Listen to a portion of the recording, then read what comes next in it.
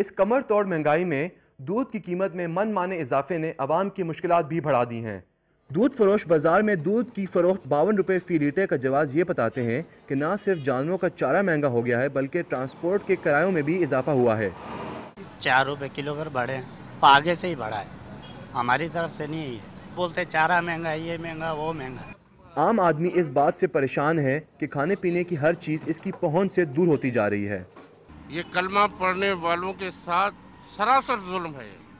خدا کے واسطے، اللہ کے رسول کے واسطے، امت رسول کے ساتھ بھلائی والا کام کریں۔ اتنی مہنگائی ہو گئی، روزانہ بستے اٹھاتے ہیں، ماسی ہے ہم تو اسکول میں کوئی، اب روزانہ کمانا، روزانہ کھانا، دودھ کہاں سے لے؟ اللہ کے حکموں کو توڑا تو اللہ نے ہم پہ عذاب مسلط کیے ہوئے ہیں۔ یہ مہنگائی کا عذاب ہے، یہ مہنگائی کسی کی طرف سے نہیں ہے، یہ ہم سب کی طرف سے۔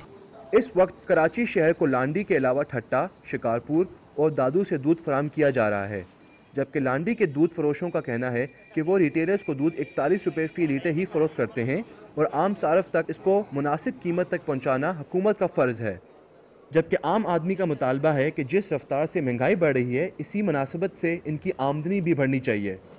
3000 میں کہاں خرچہ پورا کرے گا یار؟ آدھا روٹی بچوں کا کھلاتا ہے تو خود کھانا ہے۔ عوام کے لیے ایک اور دھچکا، دودھ کی قیمتوں میں 4 سے 5 روپے پر لیٹر اضافہ کر دیا گیا ہے۔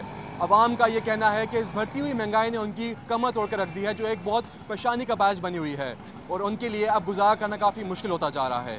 عمیر شفیع، ڈان نیوز۔